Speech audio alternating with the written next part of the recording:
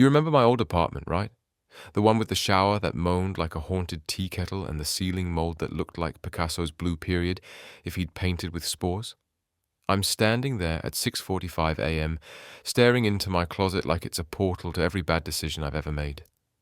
My professional adult uniform, grey slacks that itch, a blazer that reeks of coffee breath and defeat, shoes that pinch my toes so hard I'm pretty sure they're a metaphor for late-stage capitalism. My phone buzzes. Screen time up 47% this week. Thanks, Apple. Really needed that splash of shame with my cereal. The commute's a circus of doom. I'm sandwiched between a dude blasting ASMR scalp massages into his AirPods and a woman yelling at Siri about oat milk shortages. My Instagram feeds all number sign morning motivation, influencers doing sunrise yoga on cliffs, their hair literally blowing in CGI wind. I double tap a post about embracing the grind just to feel something. About 103 likes. Pathetic.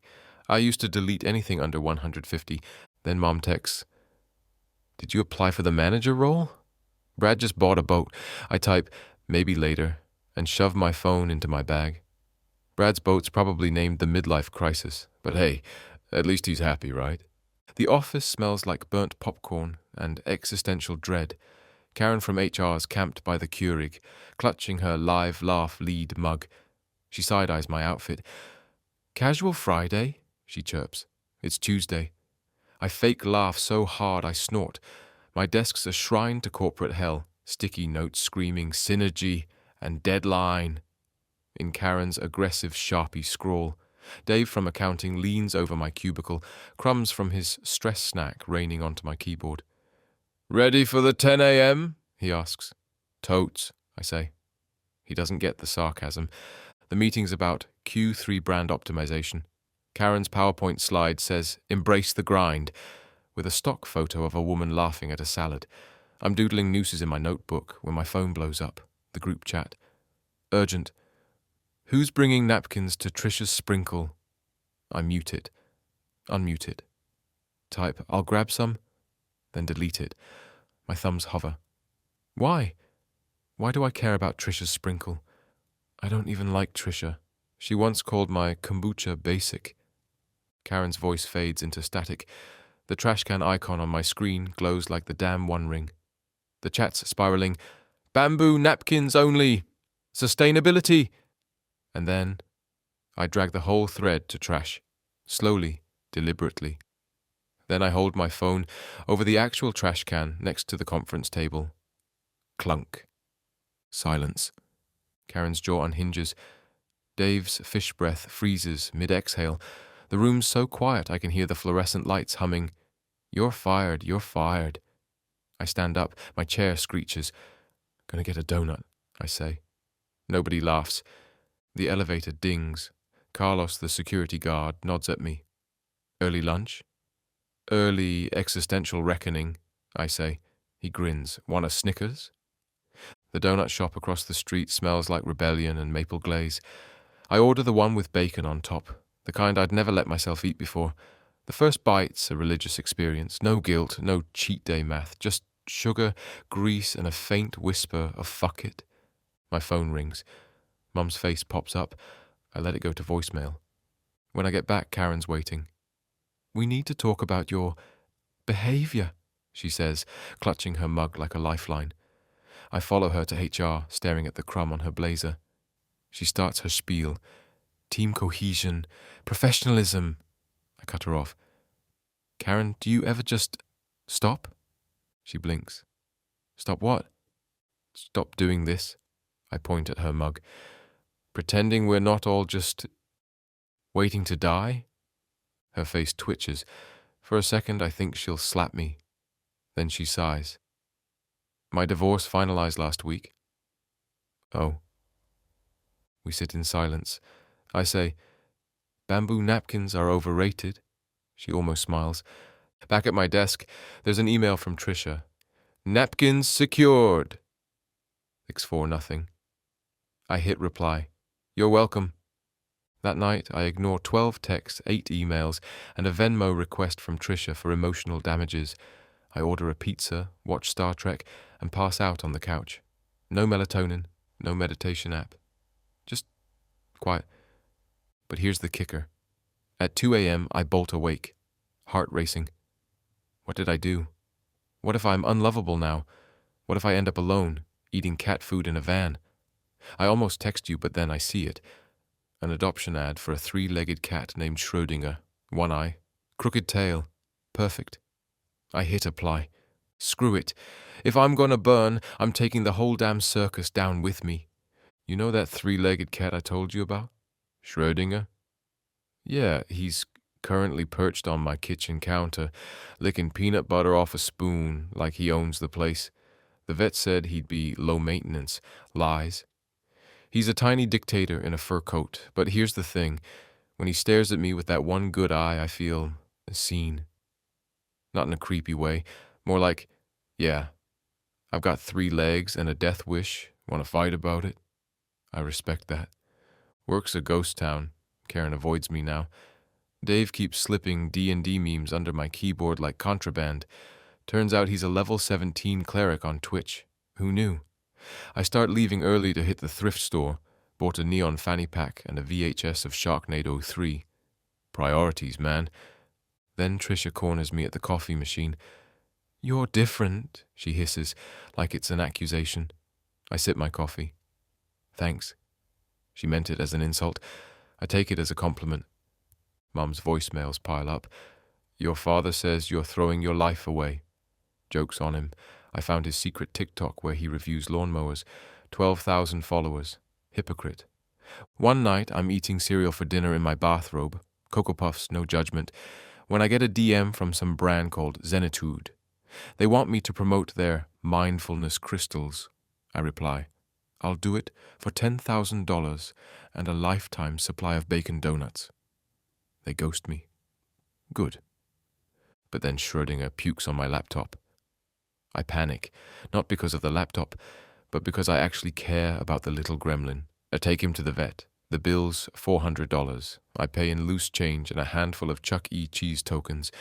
The vet side-eyes me. Priorities, I say. She doesn't laugh. That's when the TikTok happens. I film Schrödinger attacking a Roomba, caption it, "When Monday hits different," and post it half asleep. Wake up to 500,000 views. Comments like, "Mood and this cat is my spirit animal." Brand's DM again. I ignore them. Then Elon Musk quote tweets it with haha thumbs up. Suddenly I'm viral, whatever that means. My landlord texts, "Rent's late." I send him a meme of Gandalf saying, "Fly, you fools." He replies. I counter with a photo of Schrödinger glaring. He backs off, for now. But here's the curveball. Marge, 75 years old widow, runs the pottery studio above the laundromat. I sign up for her class because why not? Turns out I'm terrible at pottery. My vase looks like a melted boot. Marge squints at it. Abstract, she says. Let's call it capitalism's last breath. We crack up. She shows me her alien mug collection, glazed ceramics with 3 eyes, tentacles, the works. Made them after my Frank died, she says. Grief's cheaper than therapy. We start UFO mug night in her garage. Reddit finds us, then BuzzFeed. A guy in a tinfoil hat shows up, insists we're channeling cosmic truth. Marge serves him spiked lemonade. He leaves crying. It's beautiful. But then, plot twist. Schrödinger escapes. I'm chasing him down the street in socks, screaming his name when I faceplant into a puddle. Some teen films it. It goes viral too. Comments. Queen of relatable. My ex texts. You okay? I send back a gif of a dumpster fire. Block him. That night, Marge tells me her granddaughter's a climate activist. You kids could change the world, she says, spinning a mug shaped like a screaming planet. I laugh. Then stop. Could we? I'm not zen anymore, not unbothered. Just awake. And maybe that's worse. Because now I see the cracks, the grind, the fakeness, the bamboo napkin bullshit. But I also see Marge's mugs, Schrödinger's chaos, the way Dave lights up talking about owlbears. Oh, and Karen, she quit, moved to Bali, sent me a postcard. Bamboo napkins here suck too. P.S. Burn it all down. I frame it. You ever wake up and forget, for one stupid second, that your life's a meme? I'm scrolling through my phone, half asleep, and there it is, Schrödinger's face plastered on a BuzzFeed article. This three-legged cat is the unofficial mascot of millennial burnout. The comments are a graveyard of keyboard warriors. Get a real job. This is why avocado toast is killing us. I tossed my phone under the couch. Schrödinger's perched on the fridge, gnawing a Pop-Tart. I don't even care. Let him have the carbs. Let him have everything. Marge texts, garage at 8. Bring tequila and poor life choices. Her texts are always in all caps, like she's yelling through the screen. I show up with a bottle of gas station tequila and a bag of lime-flavored chips. The garage smells like clay and weed. Marge is hunched over her wheel, spinning a mug shaped like a screaming face. This one's called My Knees After Bingo Night, she says. I snort laugh so hard I choke, but then she coughs, a wet rattling sound that doesn't stop. I freeze. Marge? She waves me off. Allergies. Damn pollen. But her hands shake as she wipes clay dust off her overalls. I don't push. We both know the script. Don't ask, don't linger. Keep spinning the damn mugs. Later I'm home, staring at Schrödinger's adoption papers. The vet circled chronic respiratory issues in red. I'd ignored it. Low maintenance, they said. Easy. But now I'm Googling cat inhalers at 2 a.m. and the prices look like area codes. My bank account's a joke. $3.72 and a coupon for 10% off a sad sub. The landlord's texts are all caps now. Pay or get out. I screenshot them, add a crying laugh emoji and post it. The internet roars, "Relatable queen! Sell the cat." I delete the post, block the haters, pour cereal into a UFO mug. The milk's sour. I drink it anyway. Mum calls. Again. I let it ring. She leaves a voicemail. Your father's in the hospital. Nothing serious. Just call him. I stare at the phone. Dad's TikTok plays in my head. His review of the Dyson Lawnmower 3000 with 12,000 thirsty comments. He's fine. He's always fine. But then Schrödinger starts wheezing, a sound like a broken harmonica. I wrap him in my bathrobe and sprint to the 24-hour vet. The waiting room's fluorescent and full of sobbing people. A girl holds a hamster in a Tupperware. A guy rocks a parrot in a baby sling. Schrödinger glares at all of them, king of the freaks. The vet's a tired woman with a bun tighter than my grip on sanity. Chronic asthma, she says. He needs a nebulizer. 600. I laugh. It comes out hysterical. I paid my last 600. I laugh. It comes out hysterical. I paid my last 4 at a red box. Got Sharknado 4 by accident. She doesn't smile. Prioritize. I call Marge. No answer. Call Dad. Voicemail. Call you. It goes to voicemail too. Hey, it's me, just Schrödinger's sick, and I don't know. Bye. I pawn my laptop. The guy at the shop eyes my I love hot mom's hoodie. $150, he says. I take it. The nebulizer looks like a tiny spaceship. Schrödinger fights it like a demon. We both cry. Marge shows up at 3 a.m., banging on my door.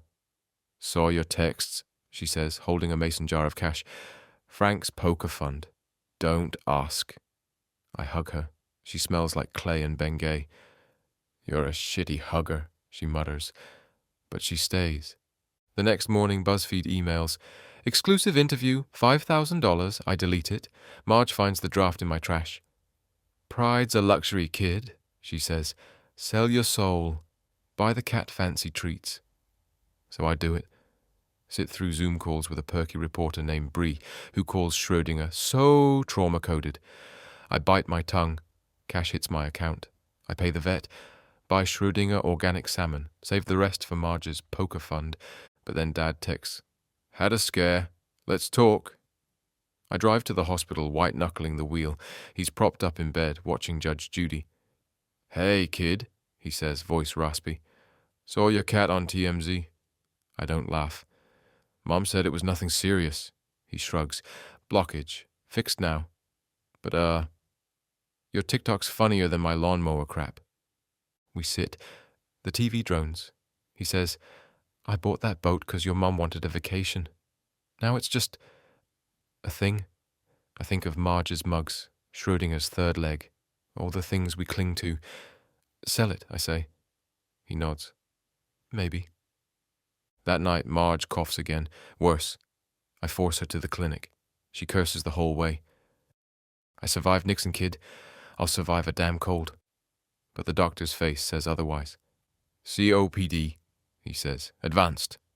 Marge lights a cigarette in the parking lot. Worth it, she says. We drive to the beach. She's never seen the ocean. Too salty, she claims, but when the waves hit, she takes off her shoes, stares at the water. Frank hated sand, she says. Dumbass. We build a sandcastle with a moat. A seagull steals her cigarette. She cackles. Back home, Schrödinger's waiting, neb mask fogging up.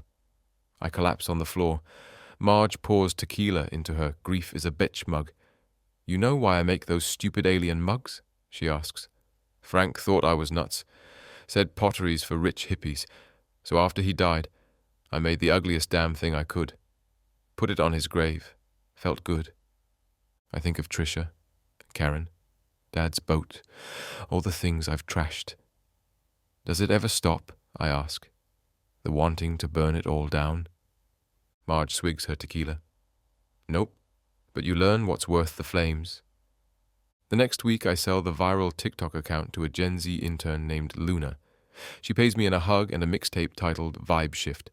I give Marge the cash. For the poker fund, she buys a kiln, names it Frank's Revenge. But then Schrödinger relapses. The vet says months, not years. I scream into a pillow. Marge finds me. Grief's the price of love, kid, she says. Ain't that a bitch? I start a GoFundMe. Not for Schrödinger, for a charity. Alien Mugs for Climate Action. Marge's granddaughter, Zara, runs it. She's 19, all nose rings and fury. We'll save the damn planet, she says. One mug at a time. The internet pounces. Grifters! Heroes! Elon Musk tweets a shrug emoji. I don't care. Okay, I do, but less. Then Marge collapses. Ambulance, ICU. Machines beeping. She grips my hand. No tears, she rasps, and no bamboo napkins at my funeral. She dies at 3:17 a.m. I steal her Grief is a Bitch mug from the hospital. Zara and I drink cheap wine from it on her garage roof. She left you the kiln, Zara says, and a note. The note says, make something ugly, burn the rest. I sit at Marge's wheel, try to spin a mug. It's lopsided, cracked, perfect. I paint it with 3 eyes, a tentacle, a tiny middle finger. Schrödinger watches from a shelf, neb mask misting. What should we call it? I ask him. He sneezes. Bless you, asshole, I write on the bottom. That night I text Dad, let's sell the boat. Buy a kayak. He replies, deal. I'm not zen, not unbothered, but I'm here. And maybe that's enough. You ever try to explain grief to a 3-legged cat? I'm sitting cross-legged on the floor of Marge's garage, my garage now, I guess, holding the kiln's instruction manual like it's written in hieroglyphics. Schrödinger bats at a lump of clay, his nebulizer mask fogging up with every annoyed breath. This is your fault, I tell him. If you hadn't hacky-sacked that Roomba, we wouldn't be here. He sneezes. A glob of clay flies onto the manual. Article Marge's ghost is everywhere. In the dusty overalls hanging by the door, in the half-empty tequila bottle labelled for emergencies, i.e. Tuesdays, in the way the kiln groans like an old man waking up. Zara says, I should turn this place into a community space. I say I'll turn it into a raccoon hostel if she keeps using words like synergy. Dad texts, boat sold, kayak acquired. It's blue. I send back a photo of Schrödinger, mid-sneeze. He replies, looks like your mother. For the first time in years I laugh until my ribs hurt. But then the universe remembers I exist. It starts with a knock. A woman in a pantsuit so sharp it could cut gilt stands there, holding a clipboard. Ms. Carter, we're here about the structure. She gestures to the garage. It turns out Marge never pulled permits for UFO mug night. The city wants to shut us down. Unlicensed artistic endeavors, the woman says, like she's reciting a curse. I channel Marge. You ever made a mug shaped like your existential dread? The woman blinks. This isn't a joke. Damn right, I say. It's a revolution. She leaves a citation. I frame it next to Karen's postcard. Zara arrives with spray paint and a bad idea. We'll tag City Hall, she says, shaking a can of neon green. Turn their boring-ass walls into a mural. Alien mugs versus bureaucrats. Schrödinger tries to climb her leg. He's into chaos now. We're halfway through sketching a tentacled mug devouring a bureaucrat when the cops show up. Not real cops. Rent-a-cops with walkie-talkies and sad mustaches. Vandalism's a crime, one says, puffing his chest. Zara steps forward. So is selling the planet to oil companies. Want to arrest them? The rent-a-cop hesitates. His partner, a guy who looks 12, mumbles, She's got a point, Steve. We get off with a warning. Steve takes a selfie with Schrödinger. That night, I dream of Marge. She's spinning a mug on a wheel made of moonlight. Stop being a martyr, she says. Burn brighter. I wake up with clay under my nails and no idea how it got there. The next morning there's a crowd outside the garage. Teens with dyed hair, old ladies in sun hats, even Steve the rent-a-cop. They're holding mugs. They're mugs. Lopsided, cracked, gloriously weird. One has a handle shaped like a middle finger. We heard the city's after you, says a girl with a septum piercing. So we're your permit now. I let them in. The kiln roars to life. But life's a pendulum. Schrödinger stops eating. The vet says it's time. I hold him in my lap, wrapped in Marge's grief is a bitch mug towel. He purrs, a broken rattling sound, until he doesn't. The vet cries. I don't, not yet. Zara helps me bury him under the kiln. We mark the spot with a mug labelled Chaos Emperor.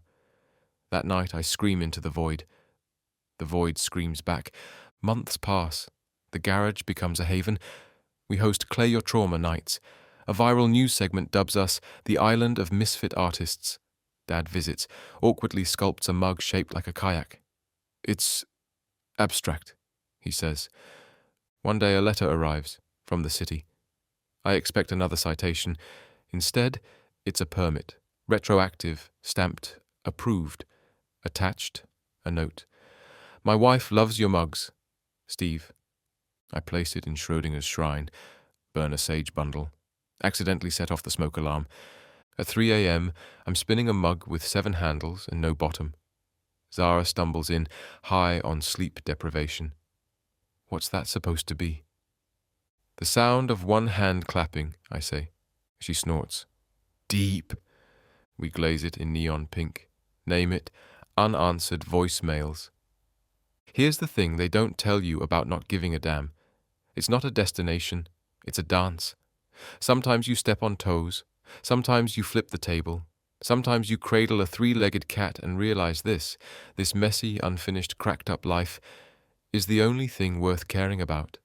So yeah, I still don't sweat the small stuff, but the big stuff? The kiln fires, the tequila flows, the mugs multiply, and somewhere, Marge is laughing. The kiln dies on a Thursday.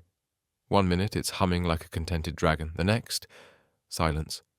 A curl of smoke rises from its belly, smelling of burnt dreams and cheap wiring. Zara kicks it. Piece of shit, she hisses. The kick does nothing. Schrödinger's ghost, I swear, laughs from the rafters. We're supposed to host a Clay Your Trauma workshop tonight. 20 people paid $15 each to smash plates and scream into mugs. The RSVP list includes a yoga instructor who manifested this vibe and a guy named Clive who brings his own taxidermied ferret. Cancelling isn't an option, not after the HuffPost article called us the punk rock answer to therapy. Zara's already Googling how to resurrect a kiln. I'm elbow deep in Marge's toolbox, holding a wrench like it's a magic wand. What if we just light it on fire, I say. Ceremonial sacrifice. Feed it Clive's ferret. Zara doesn't laugh. She's been like this since the city approved our permit. Restless, like victory is a cage. "We need this," she mutters. "The people need this." I throw the wrench. It clangs against the Chaos Emperor mug marking Schrödinger's grave. "People need a lot of things. Doesn't mean we're the ones who gotta provide it." She storms out. The ferret guy texts. "Our vibes still occurring." Dad shows up unannounced, kayak paddle in hand. "Thought you could use this," he says, thrusting it at me. The paddle's blue, with a sticker that says, "Proud member of the boat-selling club." "It's a metaphor," he adds, like I'm dumb. "For what? Regret? For moving forward." He gestures to the dead kiln. "You'll fix it or you'll burn it down. Either way, you're not stuck." I want to hate him for the optimism. Instead, I make him sculpt a mug. His hands shake, clay smearing his watch. "Your mother would have loved this," he says, shaping a lopsided heart. "Mom would have called it a waste of time." "Exactly," he grins. "She hated fun." For the first time, I see it. The crack in his armor, the boat, the lawnmower, TikToks, the kayak, all middle fingers to a life half-lived. I hand him a beer. We sit in silence, two flawed statues in a garage of ghosts. Zara returns at midnight, dragging a shopping cart full of scrap metal. "We're building a new kiln," she says, like it's a threat. "With what?" "Steve the rent-a-cop donated his old grill. Some lady gave us her ex-husband's golf clubs. It's a vibe." We work until dawn. The new kiln looks like a drunk robot, grill lid for a door, golf club legs, a chimney made of soup cans. Zara welds a plaque. "Frank's FICU." We light it. Flames roar. The ferret guy cheers. Clive's taxidermied pet catches a spark and becomes a martyr. The mugs from the new kiln are hideous. Glazes bubble like infected wounds. Handles snap off. One cracks in half, revealing a secret message inside. "I was here." People love them. A gallery owner offers $500 per mug. "They're raw," she gushes. "So real." Zara wants to spit in her latte. I sell her the cracked one with the message. "Add a 0, I say. She does. We donate the cash to a local bail fund. Zara tapes the receipt to Schrödinger's shrine. "Chaos Emperor approves," she says. Then the nightmares start. Marge is in all of them. She's spinning a mug that never ends, her hands bleeding clay. "You're playing house," she croaks. "This isn't rebellion. It's a brand." I wake up choking on ash. The kiln's cold. Zara's asleep in a hammock, snoring like a chainsaw. I slip out, drive to the beach. Dad's kayak is there, tied to a post. I paddle into the dark. Salt stings my lips. Waves whisper, "Burn it down, burn it down." A light flickers on the shore, a bonfire. Teenagers laughing, passing a bottle. One waves. I paddle closer. They're burning textbooks, math, history, economics. A girl throws in a wig. "Fuck! Cancer!" she yells. The others echo her. I beach the kayak. They hand me a bottle. Cheap vodka, warm. "What are you burning?" the girl asks. I have nothing but my phone. I toss it in. They cheer. Days blur. The kiln lives. The kiln dies. We rebuild. A TV crew films us. Zara flips them off. It airs anyway. A letter arrives from Mum. "Your father says you're thriving. I don't understand this life you've chosen, but I'm trying. P.S. Brad's boat sank." I frame it next to Schrödinger's shrine. Zara finds me crying once. Not pretty tears, ugly, snotty human tears. She doesn't hug me, just sits. "Marge would have hated this," I say. "Marge hated everything." "She hated fakeness. What if we're just faking it better?" Zara points to the kiln. "That thing's held together by rage and duct tape. If that's not real, what is?" A golf club leg falls off. Flames lick the floor. We throw sand on it. laugh until we choke. Clive, the ferret guy, proposes to his girlfriend at a workshop, uses a mug shaped like a crying eye. She says yes. They kiss. The kiln belches smoke in approval. Dad brings a date, a woman named Carol who makes birdhouses out of recycled bras. It's a statement, she says. Zara adores her. I sculpt a mug with too many holes, call it boundaries. One night the kiln speaks, not metaphorically, literally. I'm glazing a mug when the grill lid rattles, a voice gritty as sandpaper. Enough. I drop the brush. Marge? Stop trying to fix what's meant to break. Let it be. The voice fades. The kiln sighs. I leave the mug unglazed, raw, beautiful. Here's the truth. I don't know if any of this matters. The mugs will break. The kiln will die again. Zara will chase new revolutions. I'll paddle into the dark, chasing voices in waves. But tonight, the garage is full.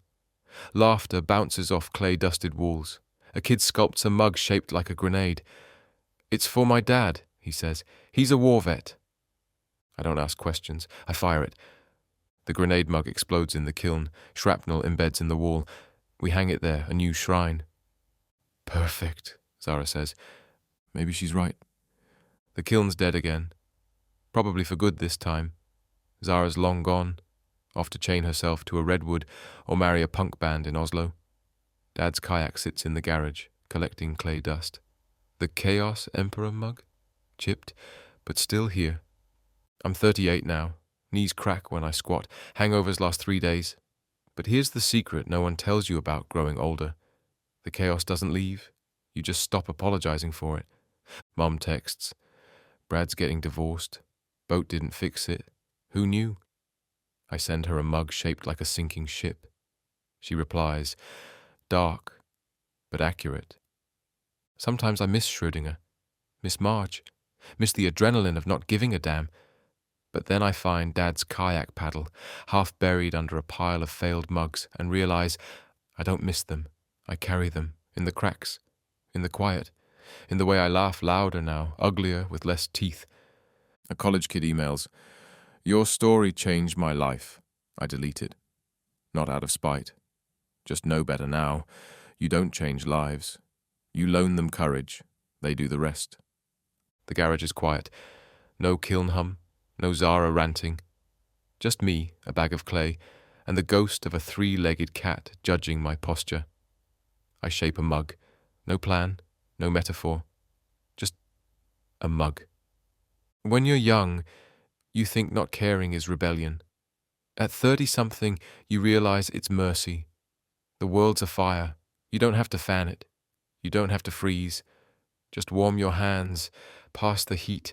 I leave the mug on a park bench. No label, no hashtag. Let the rain warp it. Let a dog piss on it. Let some kid find it and think, this is crap. Perfect.